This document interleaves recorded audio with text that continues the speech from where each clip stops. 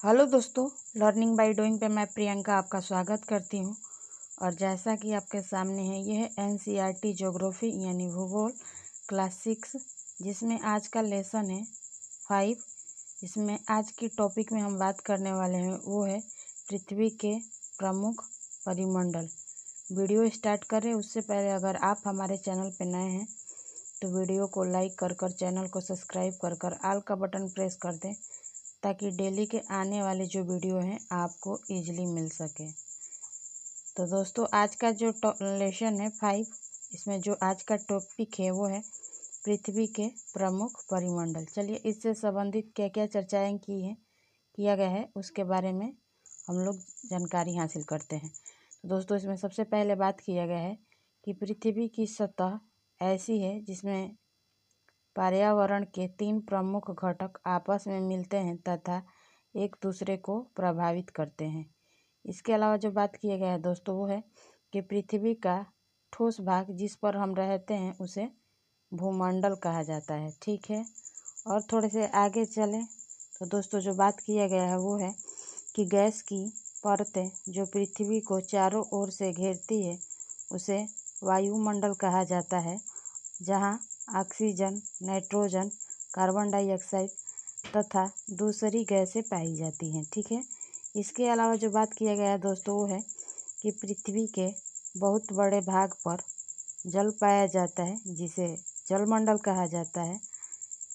अब आगे और हम बात करें दोस्तों आपसे, वो है कि जलमंडल में जल की सभी अवस्थाएं जैसे बर्फ, जल एवं जल वाष्प सम्मिलित हैं। ठीक है, इसके अलावा जो बात किया गया है वो है कि जीवमंडल एक सीमित क्षेत्र है जहां स्थल, जल एवं हवा एक साथ मिलते हैं, जहां सभी प्रकार के जीवन पाए जाते हैं।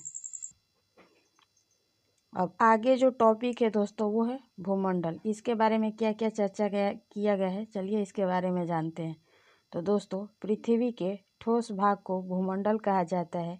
यह भूपर्पटी की चट्टानों तथा मिट्टी की पतली परतों का बना होता है, जिसमें जीवों के लिए पोषक तत्व पाए जाते हैं। ठीक है, आगे जो बात किया गया है दोस्तों वो है कि पृथ्वी की सतह को 2 मुख्य भागों में बांटा जा सकता है।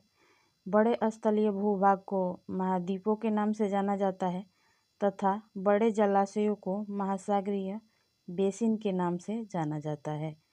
आगे जो बात किया गया है वो है कि दोस्तों, विश्व के सभी महासागर आपस में एक दूसरे से जुड़े हुए हैं।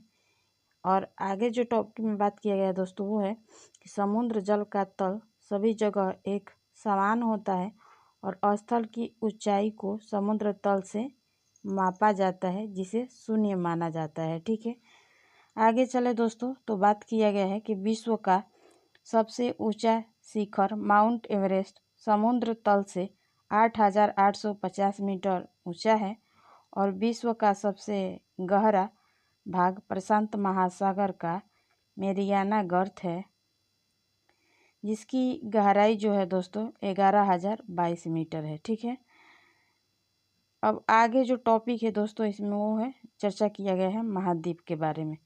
तो हम बात करें दोस्तों कि पृथ्वी पर 7 प्रमुख महाद्वीप है। ये विस्तृत जलराशि के द्वारा एक दूसरे से अलग हैं।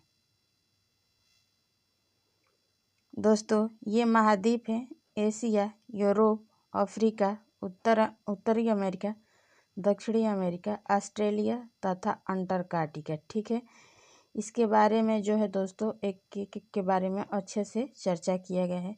चलिए आइए उसको जानते हैं। तो इसमें सबसे पहले जो बात किया गया है दोस्तों वो है एशिया महाद्वीप के बारे में। ठीक है, चलिए आइए देखते हैं इसके बारे में क्या क्या चर्चा किया गया है। तो दोस्तों, एशिया विश्व का सबसे बड़ा महाद्वीप है और यह पृथ्वी के कुल क्षेत्रफल के 1/3 भाग में फैला है। यह महाद्वीप पूर्वी गोलार्ध में स्थित है और कर्क रेखा इस महाद्वीप से होकर गुजरती है। एशिया के पश्चिम में यूराल पर्वत है, जो इसे यूरोप से अलग करता है।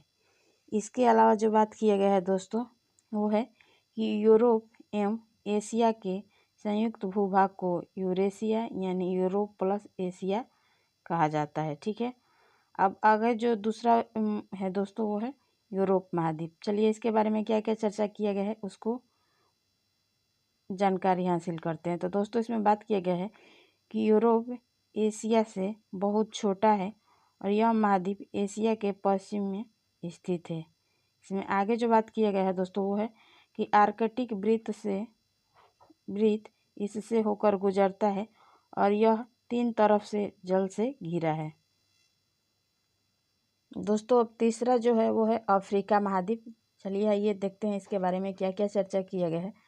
तो दोस्तों इसके बारे में जो बात किया गया है वो है कि अफ्रीका एशिया के बाद विश्व का दूसरा सबसे बड़ा महाद्वीप है और विषुवत वृत्त या जीरो अक्षांश इस महाद्वीप के लगभग मध्य भाग से होकर गुजरती हैं।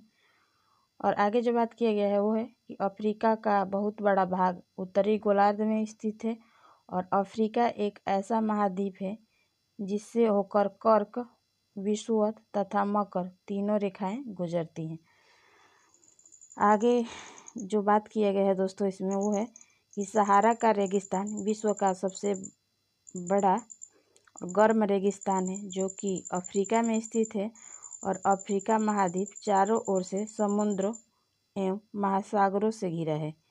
इसके अलावा जो बात किया गया है दोस्तों वो है कि विश्व की सबसे लंबी नदी नील अफ्रीका से ही होकर गुजरती है। ठीक है,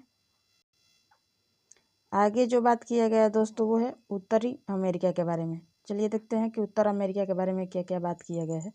तो दोस्तों उत्तर अमेरिका विश्व का तीसरा सबसे बड़ा महाद्वीप है और यह दक्षिणी अमेरिका से के एक संकरे स्थल से जुड़ा है जिसे पनामा जल संधि कहा जाता है और यह महाद्वीप पूरी तरफ से उत्तर एवं पश्चिम गोलार्ध में स्थित है। इसके अलावा जो बात किया गया है दोस्तों वो है कि उत्तर अमेरिका महाद्वीप 3 महासागरों से घिरा है।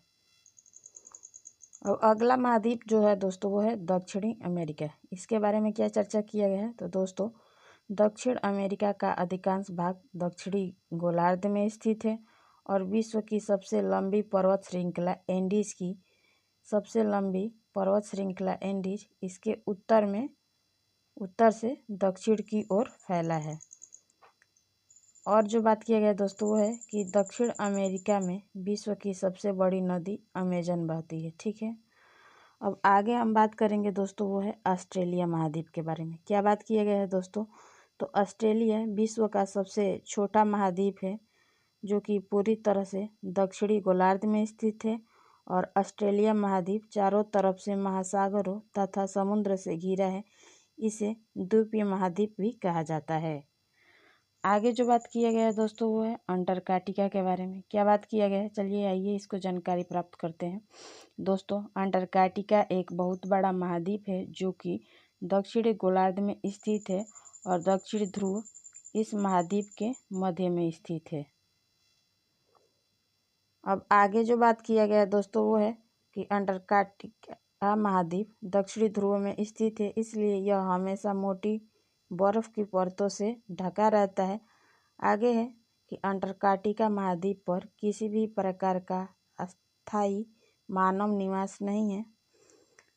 इसमें आगे हम बात करें दोस्तों तो वो है कि अंटार्कटिका पर बहुत से देशों के शोध केंद्र यहाँ स्थित है और भारत के भी शोध संस्थान यहाँ हैं।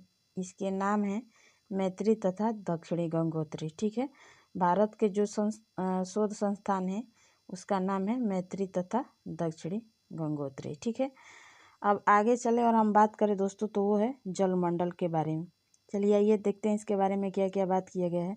तो दोस्तों जलमंडल को पृथ्वी का नीला ग्रह कहा जाता है और पृथ्वी का 71% भाग जल तथा 29% भाग स्थल है। जलमंडल में जल के सभी रूप उपस्थित हैं। ठीक है, आगे जो बात किया गया है दोस्तों वो है कि जलमंडल में महासागर एवं नदियाँ, झीलें, हिमनदियाँ, भूमिगत जल तथा वायुमंडल की जलवाष्प सभी सम्मिलित है। इसके अलावा जो बात किया गया है दोस्तों वो है कि पृथ्वी पर पाए जाने वाले जल के 97% से अधिक भाग महासागरों में पाया जाता है और वह इतना अधिक खारा है कि मानव के उपयोग में नहीं आ सकता है। इसके अलावा जो बात किया गया दोस्तों वो है कि शेष जल का बहुत बड़ा भाग बर्फ की परतों एवं हिमनदियों तथा भूमिगत जल के रूप में पाया जाता है, जो मनुष्य के इस्तेमाल में आता है। आगे जो बात किया गया है दोस्तों वो है कि नीले ग्रह में रहने के बावजूद भी हम पानी की कमी महसूस करते हैं। ठीक है, आगे जो टॉपिक है दोस्तों वो है महासागर। इसके बारे में क्या चर्चा किया गया है? तो दोस्तों महासागर जलमंडल के मुख्य भाग है और ये आपस में एक दूसरे से जुड़े हुए हैं। आगे जो बात किया गया है कि बड़े से छोटे आकार के आधार पर क्रमशः 5 महासागर प्रमुख है, जैसा कि प्रशांत महासागर, अटलांटिक महासागर, हिंद महासागर, दक्षिणी महासागर तथा आर्कटिक महासागर। ठीक है, ये 5 महासागर हैं। ठीक है, इनके बारे में जो है दोस्तों आगे चर्चा भी किया गया है। क्या चर्चा किया गया है, चलिए आइए इसको देखते हैं। तो दोस्तों प्रशांत महासागर की हम बात करें तो दोस्तों प्रशांत महासागर सबसे बड़ा महासागर है और प्रशांत महासागर पृथ्वी के 1/3 भाग पर फैला है। इसमें आगे जो बात किया गया है वो है दोस्तों कि पृथ्वी का सबसे गहरा भाग मेरियाना गर्त यानी प्रशांत महासागर में ही स्थित है। इसके अलावा जो बात किया गया है दोस्तों वो है कि प्रशांत महासागर लगभग वृत्ताकार है और इसमें आगे जो बात किया गया दोस्तों कि एशिया, ऑस्ट्रेलिया, उत्तर एवं दक्षिण अमेरिका इसके चारों ओर स्थित है। अब दूसरा इसमें जो बात किया है दोस्तों वो है अटलांटिक महासागर के बारे में। क्या बात किया गया है तो दोस्तों अटलांटिक महासागर विश्व का दूसरा सबसे बड़ा महासागर है और यह अंग्रेजी भाषा के एस अक्षर के आकार का है। ठीक है, आगे इसमें बात किया गया है कि अटलांटिक महासागर के पश्चिमी किनारे पर उत्तर एवं दक्षिण अमेरिका है तथा पूर्वी किनारे पर यूरोप एवं अफ्रीका है। इसके अलावा जो बात किया गया है दोस्तों वो है कि अटलांटिक महासागर की तटरेखा बहुत अधिक तंदुरित है और यह अनियमित एवं तंदुरित तटरेखा प्राकृतिक पोताश्रय एवं पतनों के लिए आदर्श स्थिति है। ठीक है, इसमें जो आगे बात किया गया है वो है कि व्यापार की दृष्टि से यह सबसे व्यस्त महासागर है। ठीक है, अब तीसरा जो इसमें बात किया गया है दोस्तों वो है हिंद महासागर के बारे में। क्या बात किया गया है तो हिंद महासागर ही एक ऐसा महासागर है जिसका नाम किसी देश के नाम पर यानी भारत के नाम पर रखा गया है और इसमें आगे जो बात किया गया है कि हिंद महासागर लगभग त्रिभुजाकार के हैं और इसके उत्तर में एशिया, पश्चिम में अफ्रीका तथा पूर्व में ऑस्ट्रेलिया स्थित है। दोस्तों चौथा जो है वो है दक्षिण महासागर। इसके बारे में क्या बात किया गया है तो दोस्तों दक्षिणी महासागर अंटार्कटिका महाद्वीप को चारों ओर से घेरता है और यह अंटार्कटिका महाद्वीप से उत्तर की ओर 60 अंश दक्षिणी अक्षांश तक फैला हुआ है। ठीक है, आगे जो बात किया गया है दोस्तों वो है 5वां आर्कटिक महासागर के बारे में। क्या बात किया गया है चलिए आइए इसको देखते हैं। तो दोस्तों आर्कटिक महासागर उत्तर ध्रुव वृत्त में स्थित है तथा यह उत्तर ध्रुव के चारों ओर फैला है। इसके अलावा जो बात किया गया है वो है यह प्रशांत महासागर से छिछले जल वाले एक संकरे भाग से जुड़ा है जिसे बेरिंग जल संधि के नाम से जाना जाता है। ठीक है, बेरिंग जल संधि के नाम से जाना जाता है। इसके अलावा जो बात किया गया है दोस्तों वो है कि आर्कटिक महासागर उत्तर अमेरिका के उत्तरी तटों तथा यूरेशिया से घिरा हुआ है। ठीक है, अगला टॉपिक है आपके सामने दोस्तों वो है वायुमंडल। चलिए देखते हैं वायुमंडल के बारे में क्या क्या चर्चा किया गया है। तो दोस्तों हमारी पृथ्वी चारों ओर से गैसों की एक परत से घिरी हुई है जिसे वायुमंडल कहा जाता है और वायु की यह पतली परत इस ग्रह का महत्वपूर्ण एक अटूट भाग है और यह हमें ऐसी वायु प्रदान करती है जिससे हम लोग सांस लेते हैं। इसके अलावा हम बात करें दोस्तों तो यह वायुमंडल हम लोगों को सूर्य की कुछ हानिकारक किरणों से भी बचाता है। इसमें आगे जो बात किया गया है दोस्तों वो है कि वायुमंडल 1600 किलोमीटर की ऊंचाई तक फैला हुआ है। आगे बात जो किया गया है वो है कि वायुमंडल को उसके घटकों, तापमान तथा अन्य के आधार पर 5 परतों में बांटा गया है। जैसा कि यहाँ पे बात किया गया है दोस्तों कि पृथ्वी की सतह से शुरू करते हुए सबसे पहले क्षोभ मंडल, उसके बाद समताप मंडल, फिर मध्य मंडल, फिर आयन मंडल तथा बहिर्मंडल कहा जाता है। ठीक है दोस्तों, ये इसका क्रम है, इसको याद रखिएगा। हो सकता है एग्जाम में इसका क्रम आपसे पूछा जा सकता है। ठीक है, अब दोस्तों इसमें आगे जो बात किया गया है वो है कि वायुमंडल में ऑक्सीजन एवं नाइट्रोजन का बना है, जो कि साफ तथा शुष्क हवा का 99% भाग है।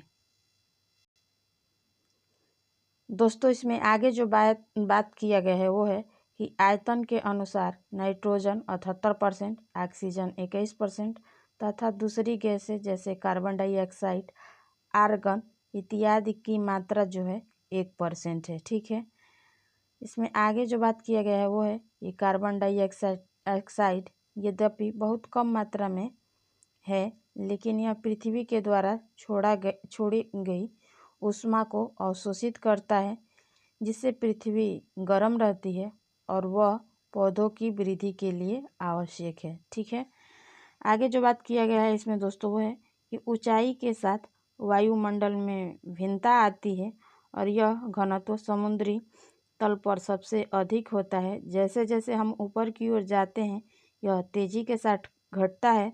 आप जानते हैं कि पहाड़ों पर पर्वतारोहियों को हवा के घनत्व के कमी होने के कारण सांस लेने में कठिनाई होती है। ठीक है, आगे जो बात किया गया है दोस्तों वो है कि वायु उच्च दाब से निम्न दाब की ओर बहता है और गतिशील वायु को पवन कहा जाता है। ठीक है, इस पॉइंट को भी याद रखिएगा, हो सकता है एग्जाम में यहाँ से आपके प्रश्न पूछे जा सकते हैं। ठीक है, कि वो वायु कैसे बहती है, तो दोस्तों वायु उच्च दाब से निम्न दाब की ओर बहती है। ठीक है, आगे जो बात किया गया है दोस्तों वो है टॉपिक जीवमंडल। इसके बारे में क्या चर्चा किया गया है, तो दोस्तों जीवमंडल स्थल, जल तथा हवा के बीच का एक सीमित भाग है और यह वह भाग है जहाँ जीवन मौजूद है। इसमें और आगे जो बात किया गया है वो है कि कार्बन डाइऑक्साइड वायु का एक महत्वपूर्ण घटक है और कार्बन डाइऑक्साइड की मात्रा में वृद्धि के कारण पृथ्वी के तापमान में वृद्धि हो रही है। इसे भूमंडलीय तापन कहा जाता है। ठीक है, आगे चलें दोस्तों, तो बात किया गया है कि भूमंडल, वायुमंडल तथा जलमंडल के बीच के प्राकृतिक संतुलन को बनाए रखने के लिए पृथ्वी के संसाधनों के सीमित उपयोग की आवश्यकता है। और इस तरह आपका लेसन 5 जो है कंप्लीट होता है। दोस्तों अगर आप हमारे चैनल पे नए हैं तो वीडियो को लाइक कर चैनल को सब्सक्राइब कर ऑल का बटन प्रेस कर दे, ताकि डेली के आने वाले जो वीडियो हैं आपको इजीली मिल सके। और दोस्तों अपने फ्रेंड, कलीग्स या रिलेटिव जिनसे जुड़े हुए हैं उनके यहाँ ये वीडियो शेयर करें, ताकि अदर पर्सन को भी इस कंटेंट का प्रॉफिट मिल सके। तो दोस्तों फिर मिलेंगे अगले वीडियो और अगले लेसन के साथ। तब तक के लिए धन्यवाद। आपका दिन मंगलमय हो।